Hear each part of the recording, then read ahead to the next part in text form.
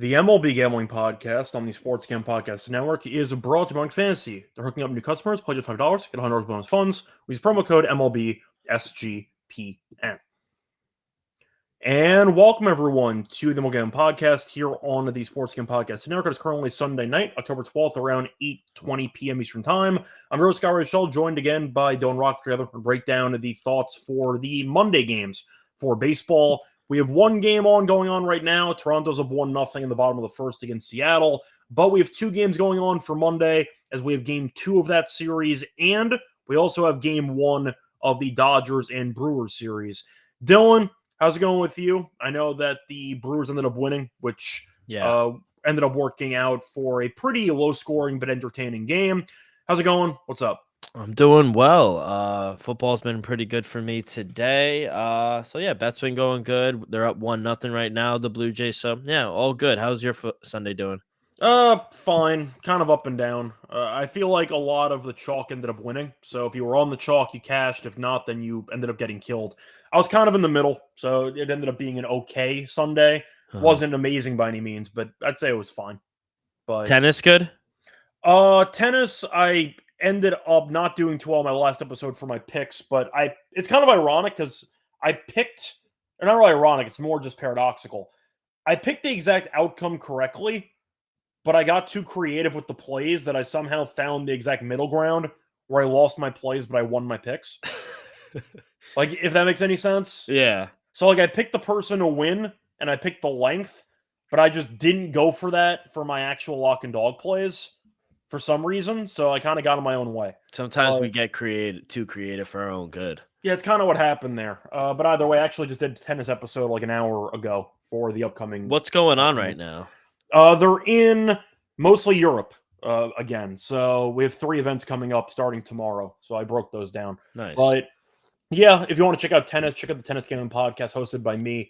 But once again, we're here for baseball. So before we get into any of the thoughts, we'll actually recap Game 5, because why not, of the Cubs and Brewers series. Before we get into that, though, a reminder, the NHL is also back. So if you want to check out the Hockey Gambling Podcast, recommend it. Join Ryan and Joel as they break down the biggest games, storylines, awards, and best bets throughout the season. Let it slide. So starting off with the recap of what happened on Saturday night, the Cubs once again going home early as the Brewers eliminated them as they won Game 5. You had 4 runs, all solo home runs. And Milwaukee had more of them than Chicago as they won the game 3-1. Pretty straightforward. I'd say both teams had chances. Mm-hmm. Neither team really converted any chances because every run was once again courtesy of a solo home run. But Milwaukee was the better team for pretty much the entire season. And when it mattered, they were the better team again. So any thoughts? Yeah, Terang had that big home run in the 4th inning, or the 7th inning, excuse me. But outside of that, I thought it was pretty clear cut. I thought Jacob Mizorowski pitched well. I thought he pitched well because, the tail end of the season, he really wasn't doing well. Thought Uribe, 2 innings of really solid work. He got the save done for Milwaukee. But just another game where we talked about the offense just went MIA for Chicago. They had the home run in the 2nd inning, but outside of that, really couldn't muster up any really big hits. My question to you is, did you hear Kyle Tucker's response after the game? It was a really nice way of saying, yeah, he's not coming back. Yeah, that was my interpretation, which was, thanks for having me. I'm going to get paid. And he is going to leave for free agency, of course. He opted out, so not a surprise. That was expected. He's probably not coming back to Chicago. Why didn't they resign? Why didn't they extend him? Well, that opens up an interesting conversation because people were talking about how much money Tucker was going to be worth last offseason when the Cubs traded for him. Because everyone assumed that they would extend him because you just traded for him. So there were rumors of like $400+ million for Kyle Tucker. No offense to Kyle Tucker. He's a good player. Yeah. He's not worth $400 million. No. So if you're looking at it from that perspective, I understand why Chicago didn't pay him, because clearly his agent and his representation were expecting some massive numbers, which I think is a pretty serious overpay. And it sounds like you agree with me on that note. So for $400 million and change, I don't know what the market is for, but I think the Soto market might kind of reset the outfield superstar market, and Tucker's just not that. And I feel like that's what we noticed when he was with the Cubs. I think if you ask Cubs fans what their thoughts are on Kyle Tucker, it's mixed because he was a solid player. He was terrible midway through the season. And then for the playoffs, he was up and down. But I think most Cubs would say he was a solid outfielder who's probably not worth a ton of money. Is that a fair assessment of what Cubs? 100%. I agree. And I'm looking it up right now, and the market is saying 400 to 600 million. Which he had a good season, but with the stats he had, he's not a generational player that's warranting that much money. It's just not. No, he's not. No, he's not. What do you think, like a Vladdy contract? Do you think he's worth something along those lines? I think it's tricky because Toronto's also a quote-unquote desperate team trying to keep a young, homegrown player. So is Chicago. Well, Tucker's not homegrown. They just traded for him. But still, like you got to get a guy like that. Yeah, but I think it also adds to a little bit of the fanfare when you actually draft the player, you develop the player. That's fair. For Vlad's case, develop the player, and then you end up paying him a bunch of money. There's an attachment there with the fan base. I think that's also why Toronto did it. Plus, based on the actual playoff runs and the fact that Vlad was an MVP finalist a couple of years ago, do you think Vlad Jr. is a better player than Kyle Tucker? Yeah. That's why he's getting paid more money. Where do you think he could land then now? Like, because obviously it doesn't look like he's going to back to Chicago. So where do you think, like, I guess potential suitors for Kyle Tucker, who's eventually, because I agree, I think someone's going to pay him. You think the Yankees? Do you think maybe he returns to Houston? Well, the Yankees are interesting because Bellinger's a free agent too. Yeah. So there could be some type of, I'd say, negotiating going on for tactics, whether, like, who would you rather have and why, who's cheaper, etc. So Tucker will be compared to Bellinger the entire offseason, and Bellinger will be the cheaper option. We have Kyle Tucker at home. Like, that's kind of the comparison, I guess. Yeah. But the point is, where do I think he's going to go? I don't know if an elite team would actually pay him that much money because I'm thinking of his skill set, and he's a solid player. There's no doubt about it, but he's had injury issues in the past, and the Cubs season was pretty up and down. You know what a team that seems desperate that probably would pay that kind of money, I said the Angels for sure, but if you want to throw the Angels out there again, sure. I think San Francisco Giants. Okay. Buster Posey's I think he's the president or something. We see him make a big splash, get Rafael Devers. They gave William Adames $1 billion fucking dollars. So it wouldn't be surprising if Tucker went to them. I mean, they need some help as well in the NL West. Yeah, but the point is, do I think an elite team would be willing to overpay for Kyle Tucker? The answer is no. No.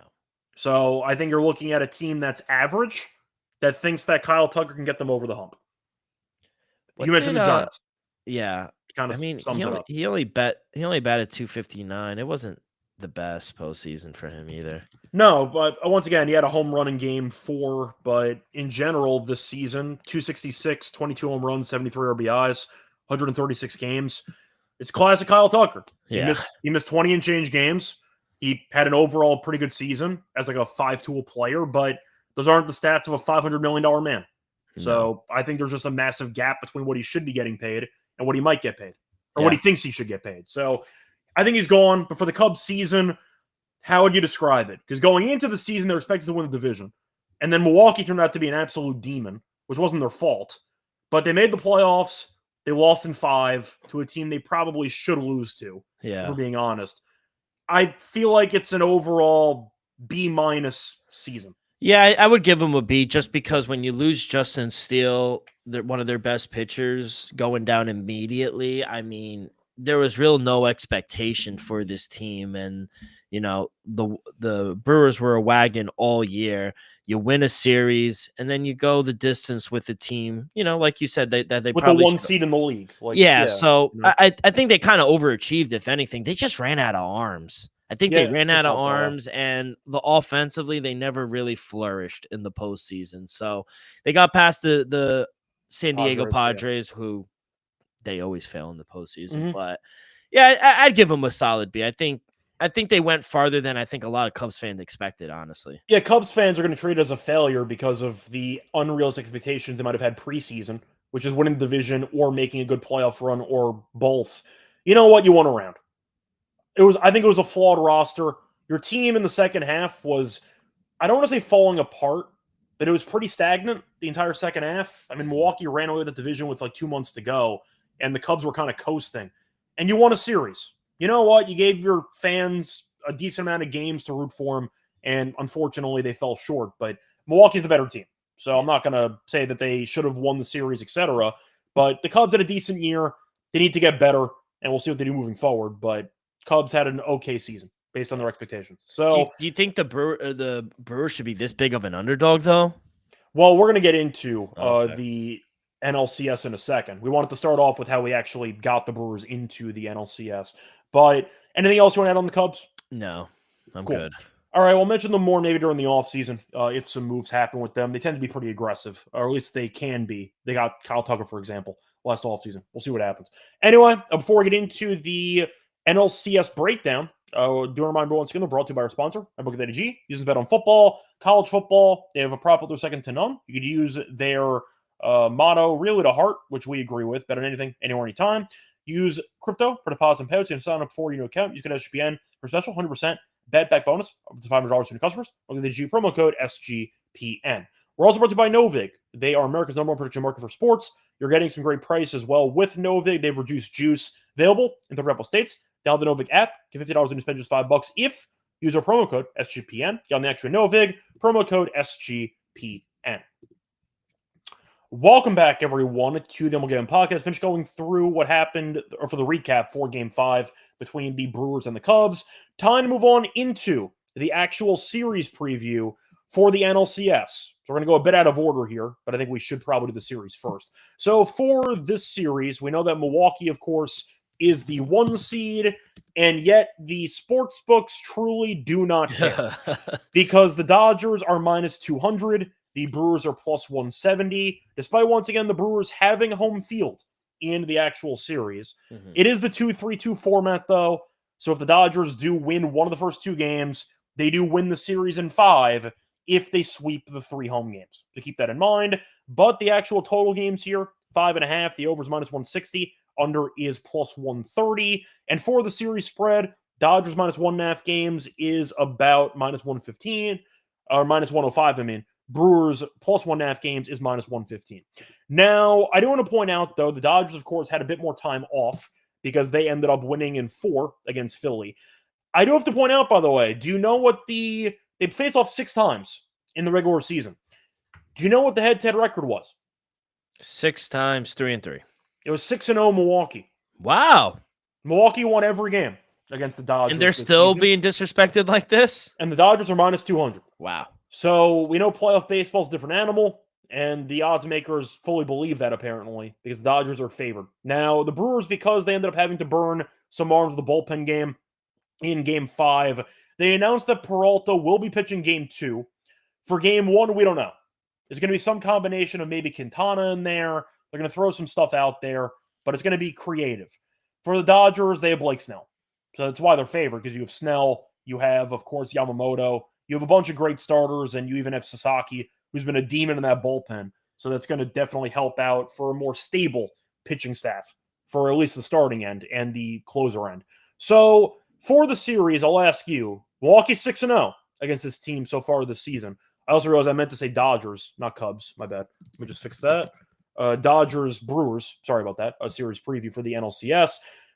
So you think it's a bit expensive on the Dodgers? I do. So I'll ask you, what price would you have if you had to price it? Probably like minus 150, minus 160 for the series. I think 2-1 is a little disrespectful, especially that you just named that they're 6-0 versus them head-to-head in the regular season. Now, I get it. Obviously, postseason is much different, especially with the experience that the Dodgers have. But I do think it's a little egregious. I think we talked about yesterday with Lonte about the over-under games with Seattle game. I like the over in this one. I like over 5.5. I think the Brewers at home will be able to take 1 or 2 from the Dodgers, especially with how their bullpen has been for LA. So it's a little chalky. You mentioned at minus 160. I don't mind the over 5.5.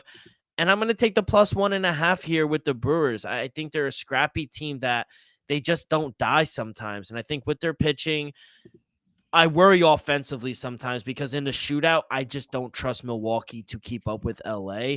But if it's a close nip and tuck game, I think that's exactly how the Brewers want to play the game. So I'll take the +1.5 at -104, and I like the over 5.5 games. Yeah, I think we agree on this one. I understand that Snell, Yamamoto, crazy overall rotation that they have. I get why they're favored, but at the same point, we know the Dodgers are built on star power.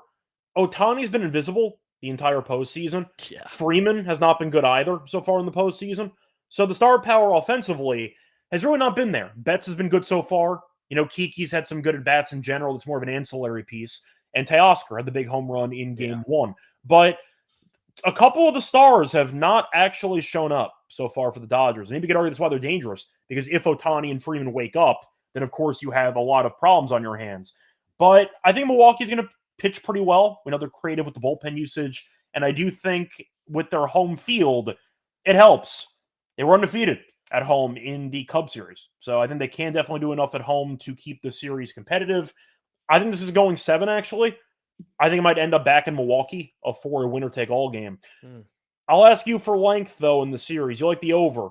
You're picking the Dodgers, though. At least it sounds like you're picking the Dodgers. Yeah, Dodgers in 7. You have 7. Okay. Yeah. So it sounds like we agree completely for this one.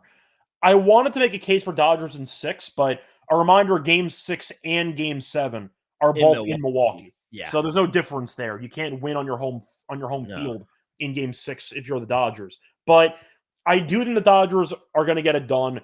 I picked them to win the World Series in the preview episode with Lonte right before the postseason started.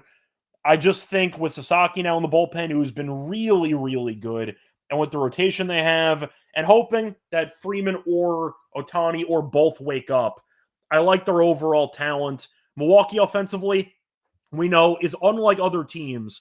They can score a bunch of runs without hitting home runs. They can pull that off. So I do think that can make them dangerous. But the Brewers have not had a ton of postseason success in the past.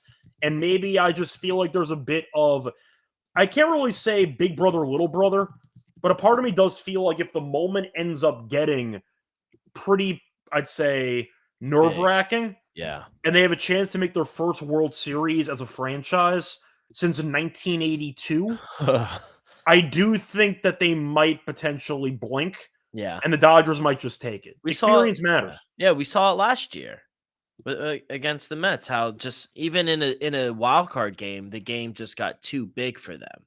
So, yeah, I agree. I do think it helps a little bit being home for Game 6 and 7, but I agree. I mean, the experience with everyone on this Dodger team, I think Roberts will be able to pull it out in 7, but should be a really fun game, a fun series. Yeah, I agree. I think it's going to be close. I think it's going to come down to the wire. I think there might be a chance the Brewers are actually leading in the series. Yeah. Maybe after 3 games even. Like 2-1. Yeah, I can see 2-1. I 100%. think it's a realistic expectation. I'm not saying that the Dodgers will be facing elimination at any point. No. I mean, we have it going to a Game 7, so in theory, both teams are going to be facing elimination. Yeah. I think the Brewers could be up maybe even 3-2 in the series. We'll see. But do I think they actually finished the job? I'm going to say no. But if they did, I would not be that shocked. No, me And either. this Milwaukee team's very good. Yeah, I agree. So I think the rotation, though, eventually is going to be a problem because they're using a bullpen game or some type of creative Quintana combo in Game 1, which is not ideal. No. So we'll see what happens. But we both have the same thing. We have the Dodgers in 7 in this series. So for the exact price, by the way, for the exact outcome, Dodgers in 7 is plus 475. Love it. Oh, yeah. So there you go. Anyway, moving on to, we're going to go out of order, actually, just to segue into what we just talked about. Game 1 between the Dodgers and the Brewers. Now, for this one, we have Snell pitching for the Dodgers. We don't actually have a listed pitcher for Milwaukee, but they're going to be announcing that within the next, of course, like probably 12, 20 hours, give or take. But Quintana will be involved in some capacity. For this game, though, Dodgers are favored, minus 150 on the road. Brewers are around plus 130. For the over-under in this game, I see it being set at about 7.5, minus 120 on the over, and I see even money on the under. So we know Snell has been very good this postseason. 13 innings, 18 strikeouts, 1.38 ERA. He's been worse on the road overall this season, 4.3 ERA. but he has allowed a grand total of 3 earned runs in his last 5 starts combined. So Snell has been an absolute ace, and we'll see if he can keep pitching like it in game 1 on the road. Now, I do want to point out, though, that Snell this season ended up not facing off against Milwaukee. So he did not partake in any of the 6 games Milwaukee did win. The numbers against Milwaukee, though, Milwaukee's been awful against them. The active batters have 38 plate appearances, a 152 batting average, and a 263 on base. 0 home runs. Slugging is at 212. Snell has owned this team throughout his career, at least based on the numbers against the active batters. Milwaukee's going to be reinventing the wheel because they used a bunch of pitchers for game 5. It's a bad spot for Milwaukee. It's not as bad as Seattle because they played 15 innings, of course. But the same concept. Yeah. Dodgers had some rest. Brewers did not. No travel, though, unlike Seattle, because they had to go to Canada. Milwaukee's been chilling at home. But I'll go Dodgers here. It's expensive, but I get it. I'll go Dodgers first 5, though. I'll avoid the middle relief. Give me Snell first 5 minus half a run. Do you have a price on that? I was trying to look at first 5 lines, but yeah, so I'll pull it up right now. So Snell in the first 5, you can find available. Sorry, pulling this up right now. Snell first 5, you can find minus 1.5 or minus a half a run at minus 105. Okay, nice. So you're getting some plus money. No, Yeah, it's minus 105, but minus. Sorry, I only made the my numbers only made the Dodgers a minus 130 favorite here. So I do agree. I think it's a little pricey here for the Dodgers in game 1. So I think value is with the Brewers here. Depends. I think they might start Quinn, and then maybe Quintana. It's going to be a bullpen type day, like you said, though. But I don't trust Priester at all. That's a separate problem. No, so he didn't even go an inning, so that's why I don't know what they're going to do. So that's exactly why I like the over 7.5 at minus 110. If anything, my total came out to 8.3. Maybe to your point, if it is Priester, maybe Dodgers first 5 team total over as well. I mean, I liked him in the regular season, but man, last week was bad. 4 runs on 3 hits. To Scott's point, he didn't even get out of the first inning, and that was against the Cubs. Yeah. The Dodgers have a much better lineup than Chicago. They're averaging around 5 runs per game this postseason in LA. And even if Snell shoves, which I think he will, I mentioned it earlier, the Dodgers bullpen have given up a few runs as well. So they are susceptible. I think the Brewers can score at home. Small sample size, but in 3 home games for the Brewers, they're averaging 6 runs per game in Milwaukee. So I do think we'll see some runs here in this game. So I like the over, if anything. Yeah, my prediction for the actual starter for this game, I think after Priester got torched in the last start, I got to imagine Quintana starts. I think the logic there is Priester is inexperienced in the playoffs. Quintana's been there before. Let Quintana start the game, bring Priester out of the bullpen, and maybe that way take some of the pressure off. Oh, that's what I would do? Yeah, so you put Priester back in the pen. Yeah, and then I'd bring Priester out as the piggyback for Quintana. That's what I would do if I had to, because I think you'd agree based on experience. Quintana, I think's earned the right to earn a little bit of trust to not get torched as soon as the game starts. Because if Priester gets killed in the first inning of both postseason it's starts, over for him. He's mentally cooked. Yeah. So you might want to ease him along, bring him in against the bottom of the lineup maybe at some point, and go from there. But Quintana's been there before. He was good out of the bullpen against Chicago. Yeah. I think Quintana ends up starting. Ohtani's also a lefty, so you can pull that angle if you want to as well. So I think Quintana will start. I think Priester comes out of the bullpen. They might flip-flop it. We'll see. But you get the point. I like the Dodgers early. I don't trust them enough to lay 150 with the middle relief this team has because I don't like it. They've been using a couple of, I'd say, questionable relievers in there.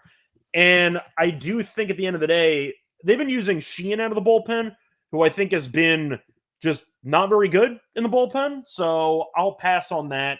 Give me Dodgers first 5 in this game. Yeah. Minus half a run at minus 105. Dodgers team total first 5, by the way, 2.5 plus 115. I see 1.5 minus 170. So they're starting to go to 2.5s now. We saw Blue Jays go to 2.5 for tonight's game too. Well, it's partially based on the actual money line price. Both teams are decent favorites. So right. I don't mind the 2.5, but I'll prefer Dodgers. I mean, Dodgers score 1 run. There's a chance you're good with Snell. So I'll go with the first 5 minus a half instead. Any thoughts for anything else in this game? No, that's all I had. Cool. So moving on to game 2 between the Mariners and the Blue Jays. I know game 1 is not over yet, but Toronto is currently up 1-0 after the end of the second inning. So for the pricing, I saw a couple of exchanges actually did post some lines. So Toronto's favored, -144 for now. Seattle's at +127. For the over-under, somewhere around 7.5 or 8.5. So we can be convenient and call it 8. Is that fair? Yeah. So we'll call it 8. You're probably going to find a couple of numbers around there. 7.5 or 8 is my guess. Now, for the actual pitcher, you have Savage being listed for Toronto. For Seattle, we don't know because they used a bunch of people in that game 5. They have Miller going in game 1. We'll see how long he goes. Though we know Gilbert and Castillo will probably not be pitching in game 2. Then again, Kirby also pitched in game 5 as well. So I don't actually know who's going to pitch for Seattle. I honestly have a feeling they might start Castillo for like an inning or 2. It's going to be just like what we described in the last game with the Brewers. It's going to be a bullpen type day for the Mariners. It has to be. I think it has to be, but I quickly want to see the pitch counts for Seattle's guys. I think he pitched like, what, 35, 40 pitches? So Gilbert threw 34. Okay. Castillo only threw 15. Okay, yeah, so Castillo probably can start. Going to be Castillo, yeah. Castillo can actually maybe go a couple innings. So that's going to be the option if I had to guess for Seattle. But either way, Toronto, we know has been great at home. They're undefeated so far this postseason. Right now they're up 1-0. We'll see if they hold on to that lead. But the point is, it's a much better spot for Toronto. Savage was amazing against the Yankees. Ended up giving up no hits, actually, in his first ever postseason start. Struck out, I think it was 11 in that outing. I'll ask you, though, for this game, any case for Seattle? I don't think so. I really don't. I said it yesterday. I think it's going to be a short series here for them. I don't trust their lineup offensively. I think they have one hit through 2 innings so far, and it was Kyle Raleigh, who surprisingly has been really good here. He's batting around, I think, like 409 for Seattle. But outside of that, I just don't trust him. Savage, you mentioned, he's been phenomenal. I mean, the kid's a rookie. And for him to be as good as he has been for Toronto, he's given them good length. The bullpen does worry me a little bit, but I actually don't know if it does. I think Toronto's bullpen kind of answered some questions against the Yankees. It did. I know the Yankees have a flawed batting approach. So does Seattle. I guess just ERA-wise, they have given up some runs here to the Yankees. Not so much the starting pitching. It's been the pen that the Yankees scored most of their runs on. Well, I mean, you had the one game 2 where the Yankees were down double digits and they scored a bunch of runs where Toronto used relievers they didn't care about. Yeah, so it also skews some numbers as well. Outside of the last game where I thought Schneider pushed every right button, they've given up 14 runs on 24 hits. So they have given up some, and to your point, it is skewed a little bit, but yeah, I just don't think they could compete offensively with Toronto here. So depending on the price, I probably would take Toronto here, maybe in the first 5, kind of like how you did with the Dodgers here on the run line in the first 5. Eliminate the bullpens. I think they'll be able to get to Castillo and whoever they wind up throwing in the bullpen after that. But yeah, I got to go with Toronto here at home. I'm going to push back a little bit, though, for the bullpens because I don't think Seattle's bullpen was that great against Detroit. No, I don't either. I don't think Detroit can hit at all. No, I think both have honestly been susceptible. Honestly, the only one that's been good so far, Milwaukee. Yeah, with the exception of Ashby, who has not been good. When he went in, I thought of you. Yes, I said, yeah, and he immediately let 2 guys get on base. And then, I was like, why are they throwing Ashby? And then he struck somebody out and they pulled him. But yeah, Milwaukee's bullpen's been solid. We know that. But I do think Toronto's bullpen really wasn't that bad in that Yankees series. They were up by a ton of runs in a bunch of games. They answered some questions because I know a lot of people coming into this postseason question them.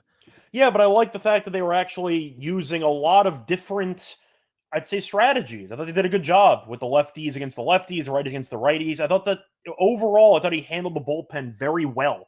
Better than I thought he would in that series.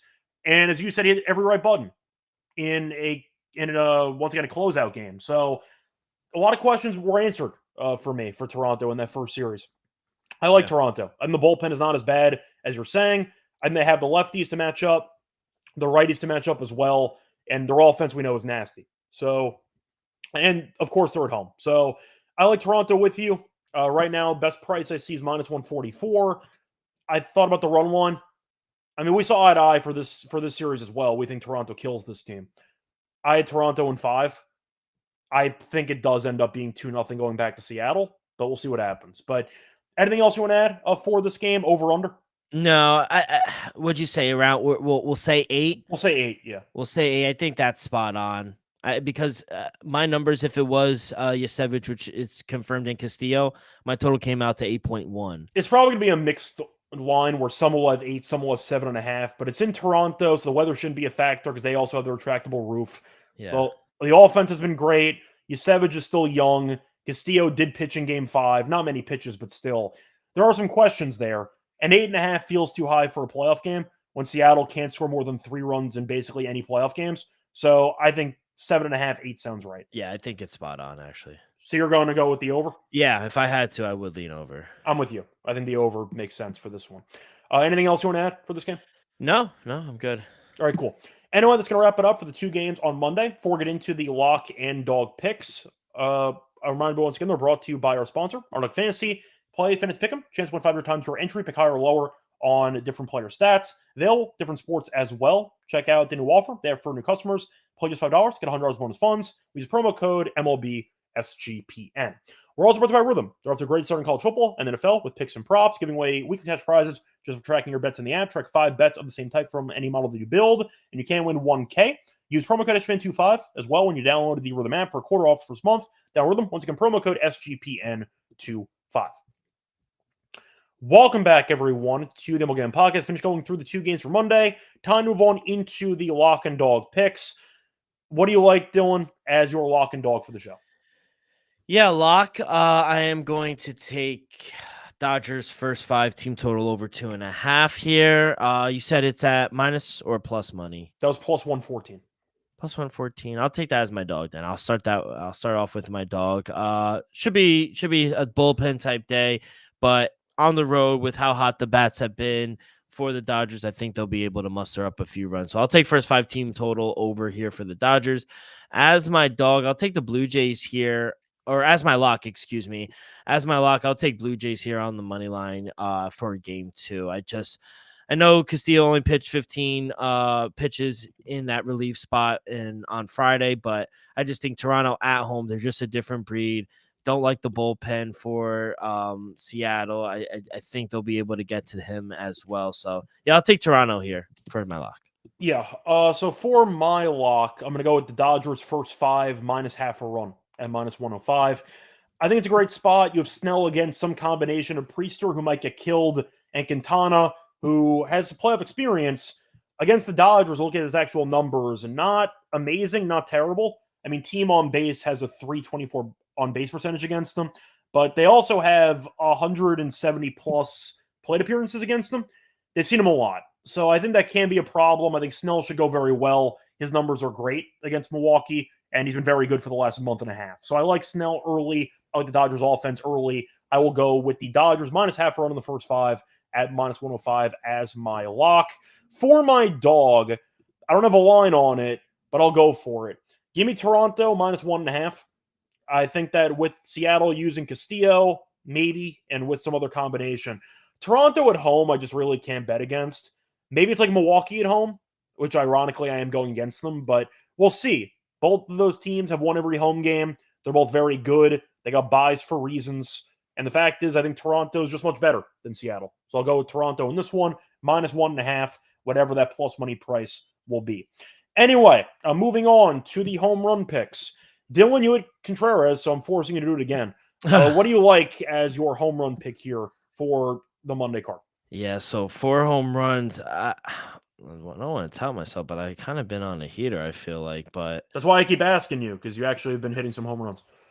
Give me... I actually liked the player prop, and I didn't like a home run, but I'll go with my boy. He was my MVP pick for last year's World Series, but Tommy Edman. Okay.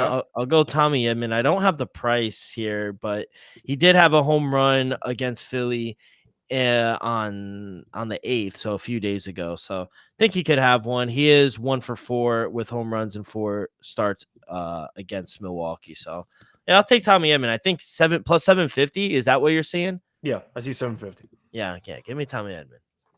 Yeah, so for my home run pick, I actually thought about Ohtani, but I'm not going to do it. Ohtani's stats against Milwaukee are hilarious, by the way. He has 4 hits, 3 of them are home runs the entire season. So it's 255, though, which is too cheap for a guy that's been this bad in the postseason. So I can't take Ohtani. I wanted to, but I'm not going to be able to do it.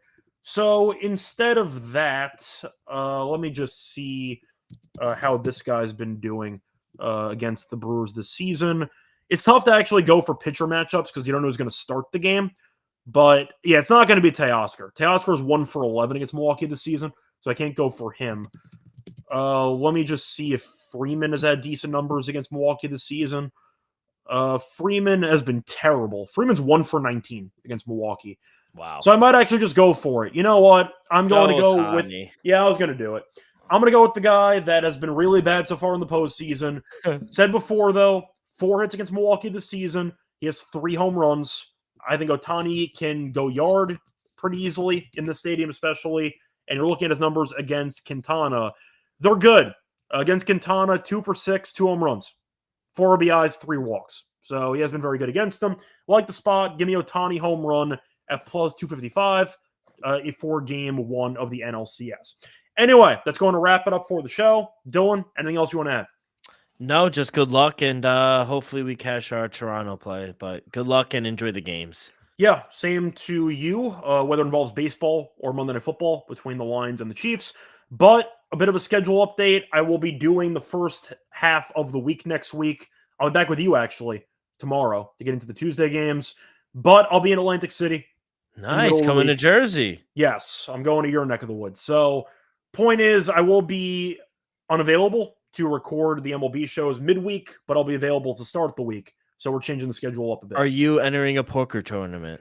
My friend is. Nice. So I'm going there for support and also to gamble. So nice. I'll be at the Borgata. Oh, nice. Borgata is really nice. It's off the strip, but it's nice. Yeah. It's funny you say my neck of the woods because you know I live in Jersey. Mouse, every time I'm on an episode with Mal, he thinks I live in New York because I work there. But he thinks I live in New York. He goes, and Dylan in some parts of New York. And I never have the heart to tell him I don't live in New York. You don't voluntarily choose to be a Devils fan unless you live in New Jersey. Exactly. Good win, though, by the way. Very good win. Very good win. I can't relate. No, I didn't want to bring the Islanders so bad, up. Man. My team's terrible. But anyway, point is, I'll be in Jersey. How far is Borgata from you anyway? Oh, I'm all the way up. I'm like 10 minutes from the GW Bridge. So I'm like 2.5 hours from AC. Oh, well, I will not see you there then. No, But either way, I'll be in Jersey. Until next time.